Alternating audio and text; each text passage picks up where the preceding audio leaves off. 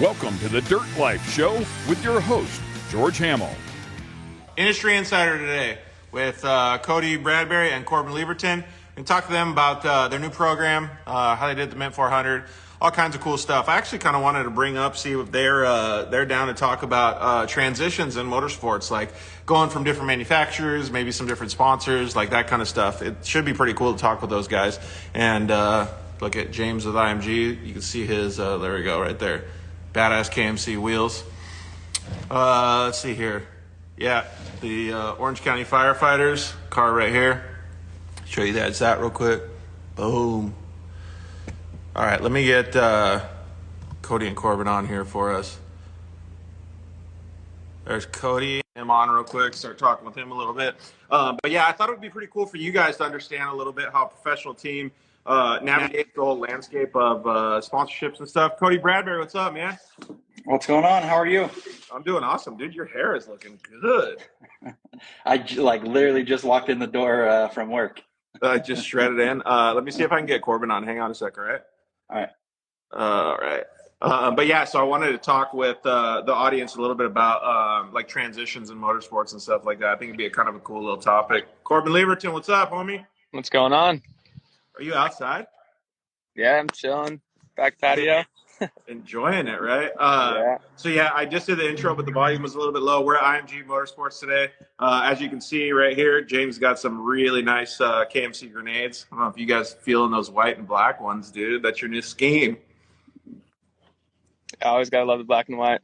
Dude, for sure. All right, so want to do a little introduction. So we've had a show already with Cody and Corbin, and both of them fantastic UTV racers, good at marketing, good at promoting themselves, and good at showing off the side-by-side industry as a whole. So I'm glad to have you guys on. I want to talk about a couple different things today. I want to talk about you guys Mint 400 that just transpired or happened this past week, and also like transition and what you guys are doing now. So maybe you could just kind of start off by telling me, some of the success that you each have had in the past in side-by-side racing. Go for it, Corbin. Yeah, so I mean, for those who don't know, I mean, myself and Cody both have kind of ran a team deal racing for Polaris for the last few years, mainly in works, where we've both got a few pro championships and transitioned over to try to race some short course over at Texplex last year. Not with the greatest luck, but we definitely tried. And now we've switched over, made the jump to Can-Am, and trying to see what we can do in the desert, out of best in the desert. So yeah, that's a pretty tall order, right? To like switch manufacturers and switch racing series to see how you can do. But both of you guys have insane amount of talent. So James and I actually from IMG were actually talking about how talented you guys both were. So it's cool to see. And Cody, you got a bunch of success in the side-by-side world as well. Yeah, I mean, shoot, I've been around since I think I started in 2013. So got a bunch of wins and championships and stuff like that. And we came from desert. I mean, I raced a truck in desert for a little bit before I ever started racing side-by-sides. And then obviously in, 2020, I raced a Razor in desert as well. Corbin co-drove with me. So, I mean, obviously we got the experience there and, in terms of going desert racing. So it's not something completely new. Yeah, it's a little bit different than what we've been doing the last couple of years, but we're definitely, we definitely have experience there. It is definitely different for sure. Jumping into a Can-Am from Polaris, I've been with Polaris since 2016. So it's definitely a little bit weird taking some of the Razor stuff out of the closet and moving it to the side and all that. So it's for sure new. Yeah, and I can vouch for that. Like, we'll talk about that a little bit. I don't want to have that be our main focus because I want to talk about what you guys have going on in the future. But I think it's good for our audience to understand because we get so many questions about like sponsorship and racing and all of these different things. And this is one of the major things that happens. And it doesn't just happen to you guys; it happens to everybody, right? Like in 2015 and 16, I made a big transition from Polaris to Yamaha at the time. And it was a massive change. I felt super bad about some things. I felt super good about some things. There was all kinds of different relationships that I had to work with on it. And that's like what you guys are going through or have been going through for the past little bit. So maybe just give us like a baseline.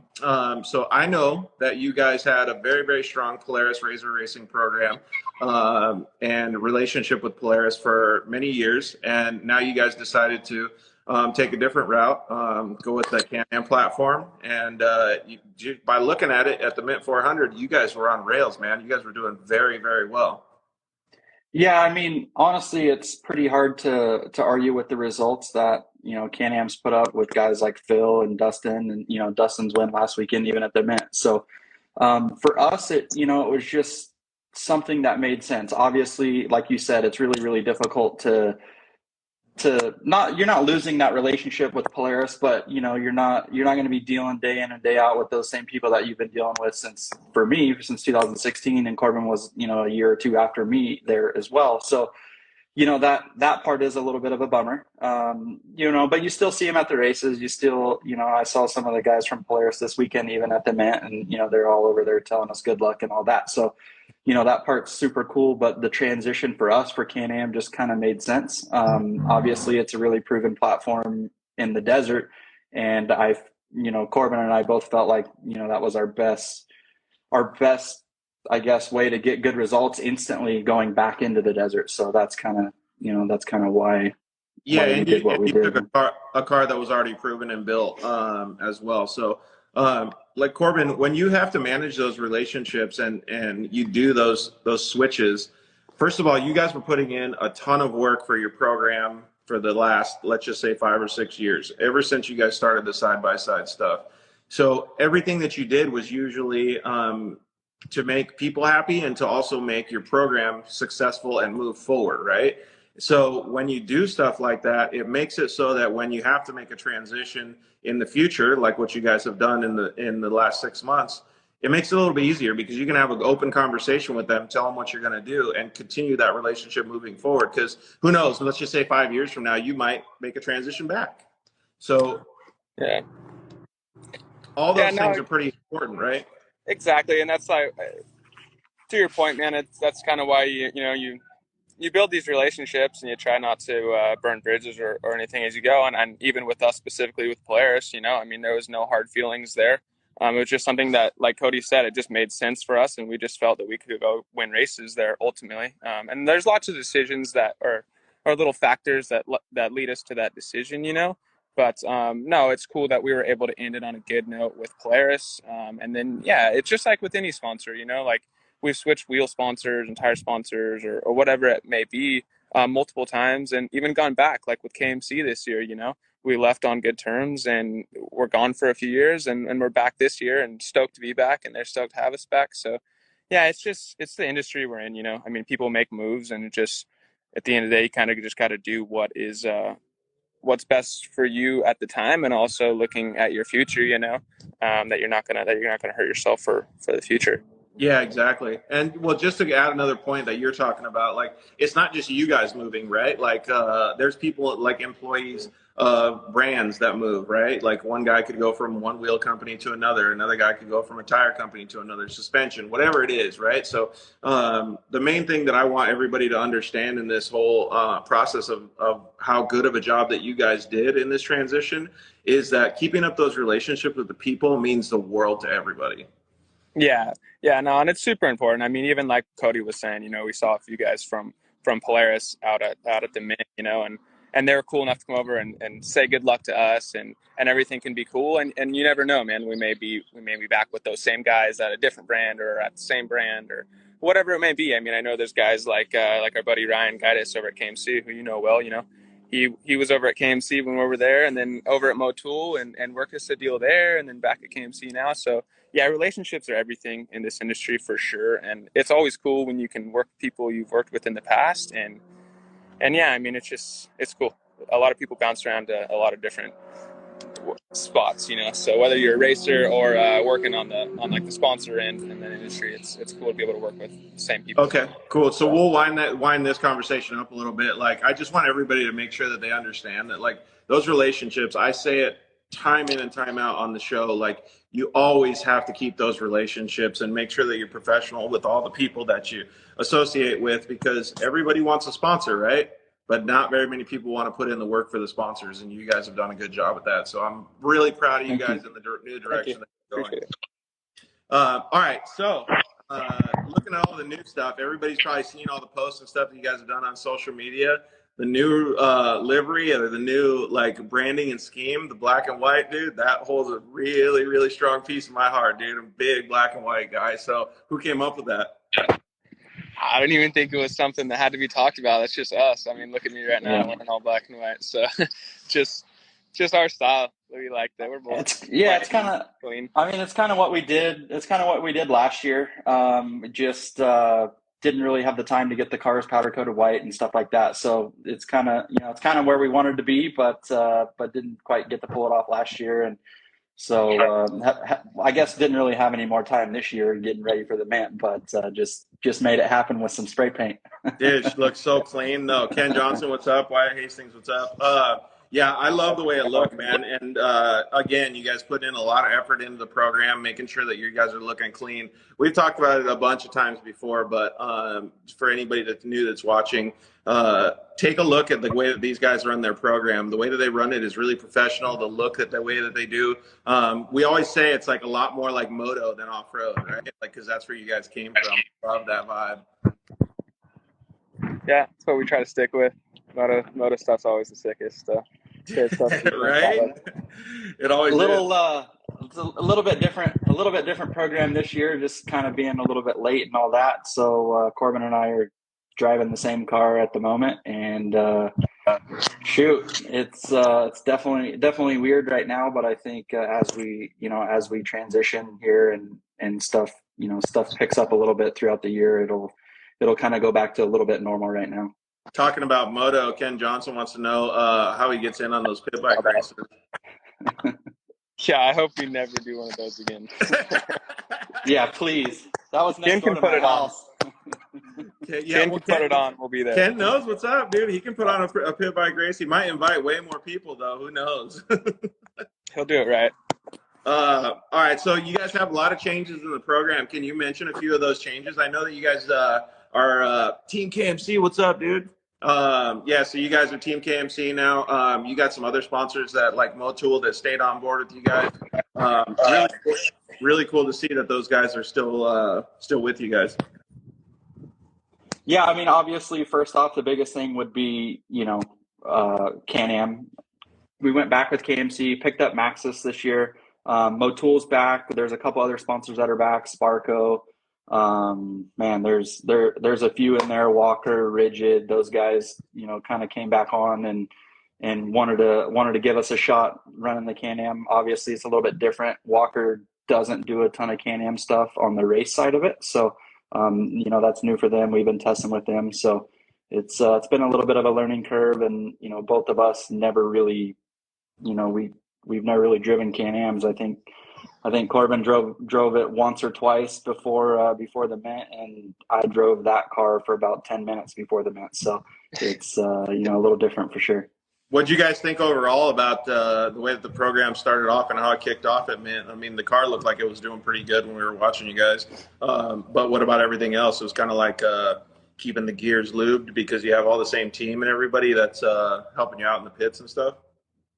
Yeah, I mean, trying to get back into the swing of the whole pit situation and just the mindset of desert racing and how long it is and all that, and keeping the car together was different. But man, I think both me and Cody were super stoked with how the new car handled and what little problems we had with it. And overall, I don't know, just cool to have a change in obviously the change in manufacturer and just learn something new. And then going back to desert racing, was refreshing. Try something new. I think it's kind of just the most hype, biggest thing, where the fastest guys are right now. So I'm stoked to be out there racing the best.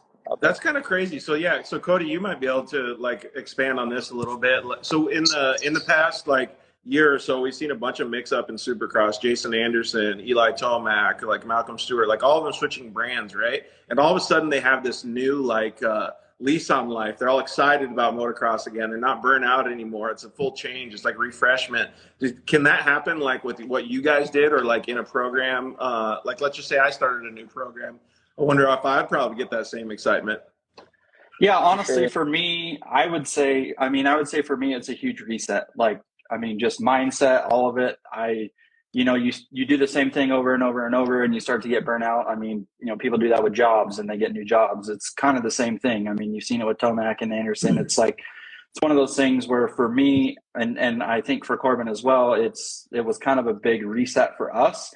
Not that what we were doing wasn't fun or that it wasn't working or whatever it was. It's just sometimes you need a little bit of a change of scenery. So it's definitely cool to go back and get back in the desert. I'm notoriously known for not being a guy that's very good on super smooth stuff. So Texas was a bad combination for me, but getting back in the rough stuff has been fun. I drove like a sissy the first lap. I drove the first 2 laps in the event. Corbin drove the last 2. So I think I came around the first lap in like 20th or something, and Corbin told me it's time to put my purse down and get on it if I can. And it was a little bit passenger seat when he was driving. I was in the pits, so when he came into the pits, he was kind of just asking me what was up. As everyone's fueling and all that, we try to just kind of, whoever's not in the car at the time just kind of gives you a rundown of what's going on, where you're at. And I just told him, dude, you're buried in the pack, time to pick it up. And he definitely did. The second lap was a lot faster. So yeah, that's cool. Who got the fastest lap of the whole race? I don't know. Between us two or between everyone? No, just between you two. We got to have a battle between you two. You guys are the ones on the show right now. I would assume Cody. Yeah, I had a faster one. Corbin had a couple problems, but yeah, I had a faster one. My second lap was pretty fast. I thought the third lap was the heater. Maybe it was the second lap. Lap 2. I would think Cody's lap 2 would have been, but I don't know. I haven't looked at him, honestly. I looked at him. I'm faster. Cody knows. Come on, give me a win. Yeah, I'll give it. That's cool. Well, since I'm wearing the Evolution Power Sports shirt, who's doing you guys tuning up this year? So Evo's doing a bunch of stuff for us. We're running their exhaust and a few things like that. Luckily, when we made the transition over to Can-Am, there was a few things that are done in-house with the factory. So we were able to get access to some of that stuff. So it's, Evo's not doing our tuning on this race car at the moment. I'm not saying that they're not going to, but that's just kind of where things are at the moment. They're doing a bunch of hard parts and stuff like that. And, we've used their tuning in the past. So we definitely know it's good. It's just we were trying to pick up and get going at 100% as quickly as possible. And Can-Am had something already proven for us to try. So that's cool. Kind of where it is right now. Yeah, and that happens a lot. That's good that you guys have that relationship, the direct relationship, and with them starting off. That means that everybody is pretty stoked on you guys. So that's probably Mason over at Steel Sabers. He said, Corbin, how close were you to putting Shelby in and pulling Cody out of that? I just giggled a little when I saw that one. I didn't think about it, but it would have been a good idea after that first lap. Probably Dude, kind of funny. I don't know. I was rusty, man. I was definitely rusty. Hey, you guys got to both be happy though, because I would say probably maybe halfway through the race, we were like, oh, they're moving up decent, and then all of a sudden we were like, oh shit, these dudes are flipping moving, because you guys had got I don't know, up to the top 15 or so, kind of slow, and then all of a sudden it was 15 to top 5, and I was like, whoa, wait a minute here, where did this come from? Yeah, I think it was time to start making some moves. Yeah, I think I went from 20th. I think it was 20th to 4th or 20th to 5th in one lap. And I wasn't beating the car to death, but I was driving it pretty hard. And just honestly, Corbin told me before, hey, give me a car that we can win with, or at least get on the podium with. So I did my best to not tear it up too bad before he got into it. And I think it was in pretty good shape. So to hold it all together. Yeah, look at who we got on now. What's up? Cam Steve, what's up, dude? How are you? I wear multiple hats, so it's okay. Where are you at, man? I'm at Cook's Corner, biker bar, That's how we do it. Yeah. We won't keep you very long, but we were actually talking a little bit, trying to educate some of the people watching the show about transitions in motorsports when you have to make a transition. We're talking about, Eli Tomac, Jason Anderson, all of these things that happen in motocross. Well, the same things happen in off-road. And when Corbin and Cody talk to you, you guys welcome them back with open arms because of how they have managed a relationship in the past. I kind of like these two knuckleheads. We'll see. But we have to thank one person for this deal. Mr. Michael Gardner for that. But he's on here. I see him commenting. Yeah. And that was I think that was back in 2018. Like, hey, I have this guy. He kicks ass at everything, but his social game is a little weak. But we'll work on it. But it was the best. I mean, like, I know AMC the first time, and then went to Motul. They dragged him to Motul as well too, which was great. And then him and Corbin now with the new team. Like, I mean, obviously, like the Supercross setups, what they look like. Corbin and Cody pretty much look like a Supercross setup when they show them. It's unbelievable. Yeah. It's super good how they brand themselves and how they market everything. So I was just going to kind of tell everybody, like, from a brand manager standpoint, wearing multiple hats again, like when somebody approaches you and does that, the things that you probably look for just to help educate our audience a little bit, or some of these other racers, would be loyalty, professionalism, and maybe give us a couple more. I mean, loyalty, I think you just nailed that one, is the best. If you see people jumping from wheel brand to wheel brand every year, it's like, all right, they don't care on what kind of wheels they run. They just look at a paycheck. But I mean, say that, and just your social, like, for being social and go into the races. I mean, these two guys, and then like when you go to the racetrack, these two guys smile, and they're the happiest people you can see. And I think it's what you see behind the scenes, what people look for. Sorry. Just right when you said behind the scenes, bro. The main thing is the personality that these two guys have. I mean, you see them not when they're racing, and they're the happiest people, family-loving people. And when they're not racing, they're working on cars, they have day jobs. But that's the main thing, I think. Yeah, I can agree with that 100%. Yeah, so you look at the person. Well, so what kind of stuff does KMC have planned with these guys? Are you guys just going to support them for the rest of the year and see how things go? Yeah, of course, do that. I mean, obviously, it was just Polaris to Can-Am, which the cars look beautiful, by the way. Thank you. Yep. They do. We already got a comment from Wyatt Hastings that says this really is helping him learn a lot from the real world stuff that we're talking about. So that's good. I'm glad that this is helping you guys for sure. Well, Guidus is a good guy to give expertise, because he's been on the other side of things as well. So big moto guy, though. I'm sure he likes the shakeup with Anderson and Mookie and Tomac, because it's created some insane battles. No, that's for sure. But I think it's what these guys do behind the scenes too. What really makes a lot. Racing, like, let's all be honest, racing is like 1% of the business you do, but it's what is done behind the scenes. Like these guys going out filming, going out and having fun, doing all the stuff, the lifestyle thing. That's what really, I think, what also helps sponsors as myself look into.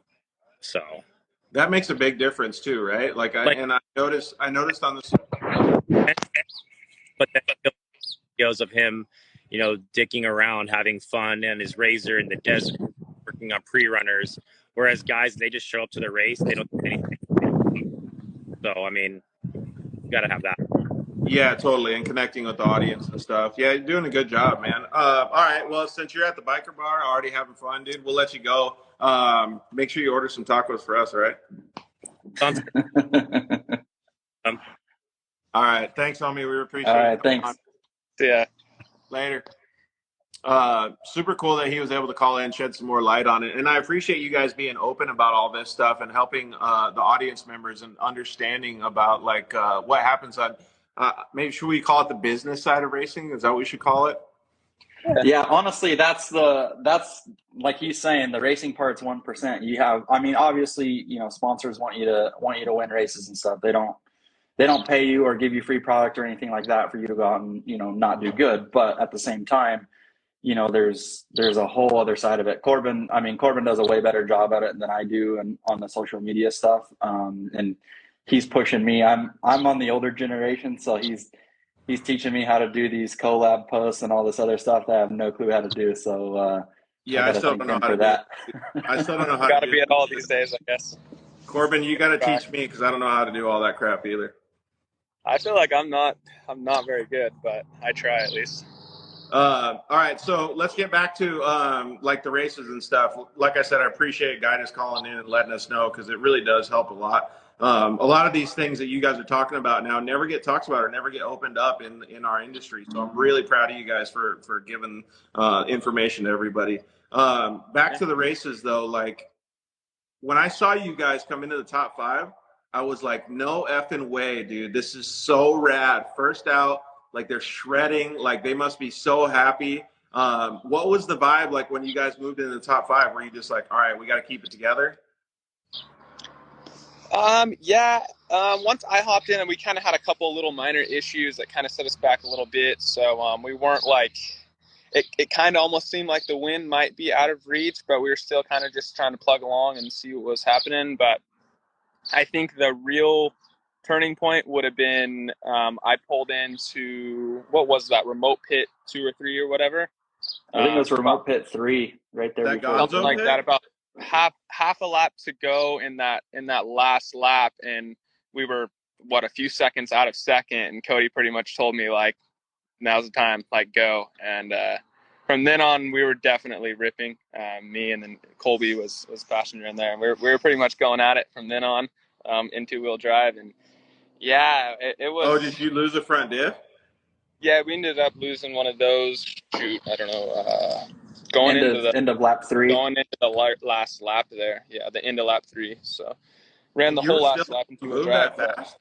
dude, I was thoroughly impressed with how good that thing was in 2-wheel drive. The thing was ripping in 2-wheel drive. So I Dude, was that's able to crazy. really not lose any time, and once we really started to push again, still gain time on second at that. So man, we got to that point, and not to jump ahead, but to the end, I guess, man, we had just passed Ronnie and Keats for second, which they kind of had some misfortune. We're broke on the side of the track there, but waved by them, and I think that had us sitting in second. And dude, we were 4 or 5 miles out from the finish, and we had a little wire get cut and lost all power. So it was a bit of a heartbreaker for sure. I usually try to be pretty like unemotional about that kind of stuff, but dude, that one hurt for sure, especially after how long that day was, and to come back and still be sitting second and be that close. It was tough in the speed zone too. Dang, really? Yeah, that's. I guess Yeah. it's like going like 9 rounds, and then all of a sudden in the 10th round you get knocked out, right? Yeah. Yeah, I mean, it was a bummer, and don't get me wrong, it stung, and I mean, it stung for the whole group. Obviously, obviously we've had our fair share of stuff happen over the last year or so. So it definitely stung. But after the initial sting went away, we were kind of looking back at times and just how hard we drove it, or how hard we thought we were driving, and just where we stood with a car that was like literally out of the box for us. Obviously, the Millers put a lot of time and effort into it. We changed a few things that they did. Obviously, we don't use the same shop companies and stuff like that. But with that being said, like, man, straight out of the box, the thing was so good. And I mean, man, we were able to go from pretty dang far back early on to come up through the pack. And yes, that, don't get me wrong, there's a few people that had issues and stuff like that. So that is part of it. And we had our own right there at the end. So it definitely stung a little bit, but at the same time, like, we're pretty excited with how it all went for the first one. And Yep. let's be honest, we finished the car 9 p.m. Wednesday night before the event. We did a little bit of testing on that Monday before. So like, it was pretty last minute. Everything was fairly last minute. But for me and for Corbin, it was like one of those things where, hey, let's just go and see how it goes, and we'll know what we need to fix for the next one. Yeah, exactly. And sometimes those are the best races, right? Like you're unprepared. You're just like, you know what? I don't have anything to lose. Let's just go see what happens. Yeah. And you come away with it with a good mindset too. Like you're what do they always say? Glass half full. Yeah. No, I think to Cody's point, like, yeah, it was a bummer and stuff, but looking back on it, for sure was a positive, with what little time we've had in the car, what little time we've had testing, and just just all of it to make the switch and right off the bat be competitive. We really didn't know where we were going to stand in a new car and a series we haven't raced in a while and all that. So all in all, once it all settled, we're back here cleaning it up and realized, man, like that was a pretty good day, and we're sitting pretty good to go race here the rest of the best in the desert season. I think we should be competitive. Yeah, dude, totally competitively. All right, so Cody, being back in the desert, how did it feel? You know what? The first go around, I hated it with a passion. I like to bang doors, and for whatever reason, I did not like it. And then I got back in it, and I don't know if it had to do with the car or what it was exactly, or honestly just being back at the races. I haven't been at the races in a while. I had fun. I had a lot of fun. I mean, obviously it stings right there at the end, but man, it was fun to be back, and it was fun to be on a rough track. I mean, I've never raced the Mint before, so I don't know if this one was rough compared to, times past. I've raced best in the desert, so I know how rough that is, but it was fun just to kind of get back in a rhythm there on the second lap and, start doubling through big bumps and just kind of get a rhythm and a flow and to be able to just put down some time and actually drive. So it definitely felt good to be back. So that's exactly what one of the questions I was going to ask, and you kind of already did, was first of all, they said it was one of, if not the roughest Mint 400 in the last, let's just say 10 years or something. So, so to answer your question, it was rough as crap. But I saw some people that were really doing good with their rhythms and being smooth and stuff. You feel like you had that down pretty good?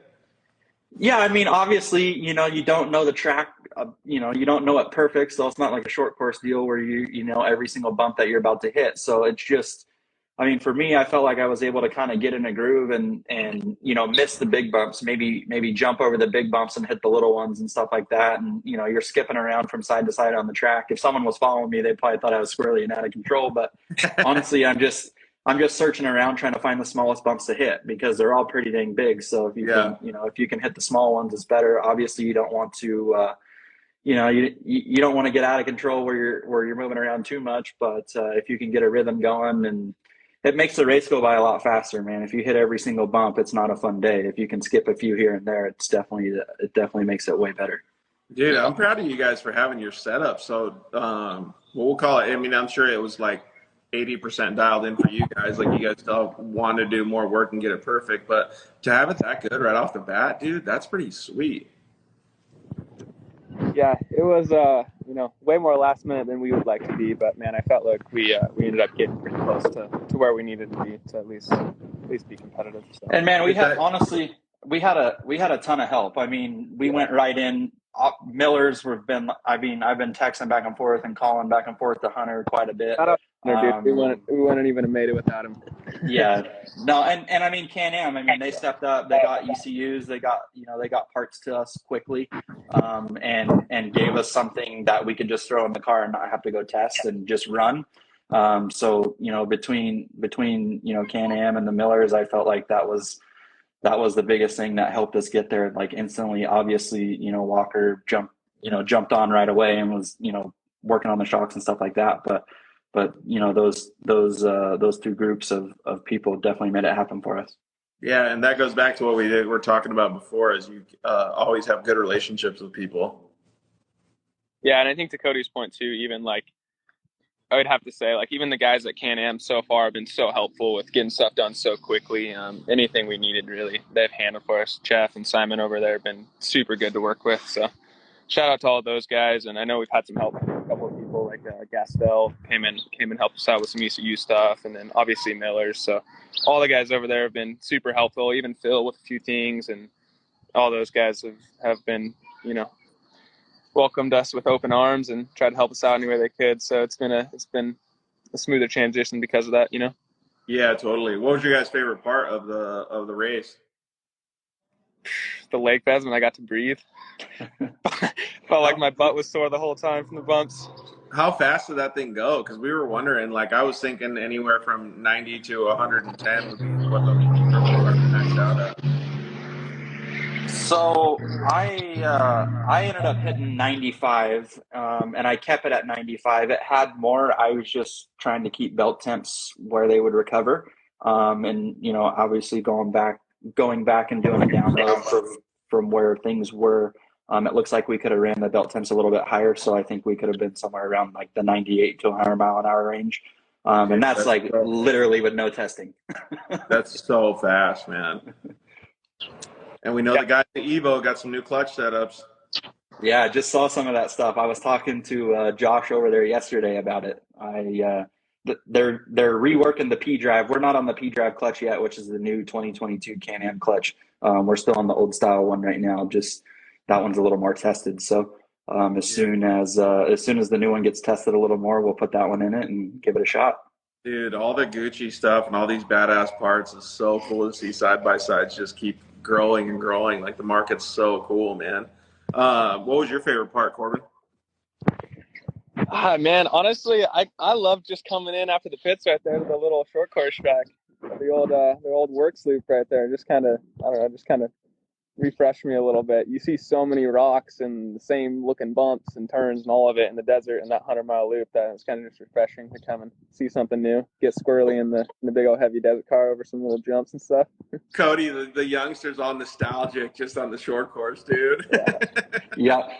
Honestly, I had the most fun. There's a couple big, long, like downhill with just big bumps. And like you look down at the speedo and you realize you're doing 80, 85, 90 miles an hour. And like for me, that was where it was at. Like you could get in there, you could get some timing down and just start jumping stuff and skip around, move around. That I had the most fun in that stuff. Obviously, the chattery stuff is rough. I mean, that hurts.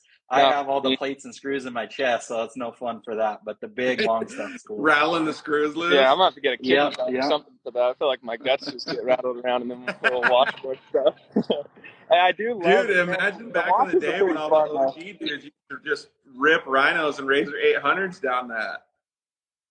Yeah. Dude, there's nothing like just ripping through a wash like that. A couple little windy switchbacks, and I was impressed with how fast you could go in that thing through like those washes and stuff. Dude, I was going like 90 through these washers that kind of veer back and forth, kind of getting into the ruts, and just finding a flow through there like gets really fun for sure. But then you just get back to the little chattery stuff and just that's so cool.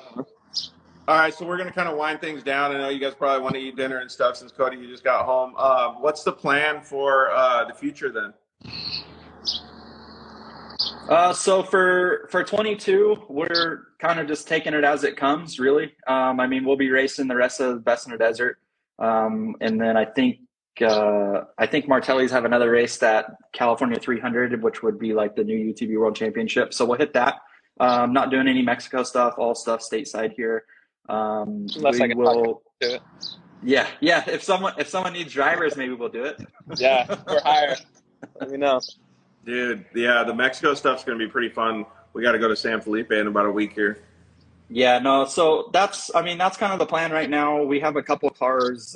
We have a couple 2022s on order that we'll put together as some like short course / video cars that we can use and go do like the Red Bull Sand Scramble, some of those bigger little one-off things in a short course style car. And then for desert, for right now, I think we're just going to be sharing driving duties for the next couple. And then obviously the goal and the transition will be both of us being racing our own desert cars. Still same program, everything like we've done before, just two different cars. We both like to drive too much. So I'm not ready to not drive anymore. And I know he wants to drive too. So yeah, that gives you guys a better opportunity to keep those results coming too. That's super cool, man. Big sand guys at the Red Bull Sand Scramble this year, it sounds like. Yeah, no, that's my backyard. I love it. Dude, do you think you're going to be able to beat Corbin? Because Corbin did pretty good, man. I mean, he's all right, but I'll have him covered. Shut up, fans. I won. It was what, San Hollow? I think I won 5 years in a row, works, or 4 years in a row, and then they took it off the schedule. So I have some sand experience. Dude, yeah, I'll give it to him. Cody's pretty good in the sand. We had a question come in from Wyatt Hastings that said, do you guys see UTVs staying in the desert or go to more of a motocross style in the future? Well, this was something that I was going to bring up, but let's let you guys answer it first. Corbin? Yeah, I mean... Oh, Rumble Motorsports trying to say he's got both of you guys covered in the sand. That's 702 Sandman, dude. Come on, Romo, that's let's his go. Instagram name. He better be good in the sand. Randy, dude, Randy gets a second place and he gets all his trash talk. He's gonna have to come out. Sorry. Yeah. So what do you think about Wyatt's question? Yeah, I mean, honestly, I think that's kind of a double question there. As far as what I see happening, yeah, I definitely see the desert continuing to thrive. Just like that's where the manufacturer support is and stuff like that. So that's kind of where all the fast guys have to be. And it's fun. It's a lot of fun. I think it showcases the car as well. As far as like personally, what I would love to see happen is, yeah, I would love to see like a full-blown motocross style racing come about. Something that races tracks really similar, or even if they were the exact, like outdoor, like professional outdoor motocross tracks, I think would be probably the place that would showcase like the abilities of these side by sides better than anything. And I don't know if that's fully tapped into yet, or people really realize that, but man, these things will go and launch everything on a full blown pro outdoor track just about. So I hope that starts. They've done a little bit of that stuff in the past, like Steve Bouchard from Rugged Radios. He's actually done a race up at Washougal where they were jumping like some pretty big jumps there.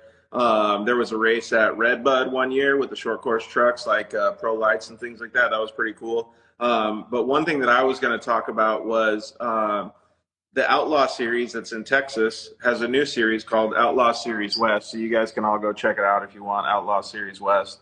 But that's going to be a little bit more of an in-between short course and works. So I think that's going to be pretty cool because that kind of gives – so Wyatt Hastings, to answer your question, there is people that are trying to do it and starting to do it now. Yeah. So it'll be interesting to see how it ends up working out and how the vehicles do. Yeah, definitely. I'm excited for that as well. I know we've talked with Brian over there that's running the Outlaw Series and now the Outlaw Series West, and I'm sure me and Cody will make a few appearances out there and go check it out. It should be a lot of fun. That would be pretty cool to see you guys out there. All right, so you guys have some cool plans for the racing stuff. Do you guys have any other fun plans? I know that you guys want to do some videos and some cool stuff in the future too. Yeah, we'll for sure do some video stuff together. I know, during quarantine, Corbin and I did a couple videos around the house here in our Razors. Obviously, we're gonna want to update some of that stuff to Can-Am. So we'll definitely do some of that, and we get a decent break here in the summer for desert racing. So that'll give us a little more time to do some cool video stuff. And I know Corbin and I both want to try to do some UTV takeovers and stuff like that. Go do, some of that more fun stuff where, you can call it more fun where you're not actually working and racing. So that's, those will definitely be on the schedule as well. What about that? I don't even know if it's a UTV takeover, but that like mud bog thing that they have down like in Louisiana or Alabama or whatever. You guys big mud bog guys? I'm so down for that if I don't have to wash the car after and it's not mine. Yeah, someone give me a car to drive and I'm down. No way I'm bringing my stuff out there. Oh, that's funny. Yeah, you just got to bring those special shoes. Otherwise, your shoes are going to be lost. I was gonna hit up Dustin Jones. I was gonna hit up Dustin Jones and see if he'd let us come out there with the S3 boys and get rowdy in some mud stuff. Dude, yeah, I'll go see if I can find a car for you because I'm going to be at Dustin's shop in April. So I'll go see if I can find a car for you guys. I'll put a lock on it and just say, yeah, don't even tell him. We'll fly in and just grab it. Yeah, exactly. Waiting for Cody and Corbin. Yeah, so that's pretty cool. I'm glad that you guys have such a good, well-rounded program. You guys have some marketing ideas, and it just sounds like you guys really have your stuff together. So kudos to both of you guys, and obviously we can't wait to see you guys get better results on the Desert Series or Desert Racing. Thank you. Yeah, thank you. All right. Well, we appreciate you guys coming on. Is there anything you guys want to say or anybody that you want to thank before we bail out?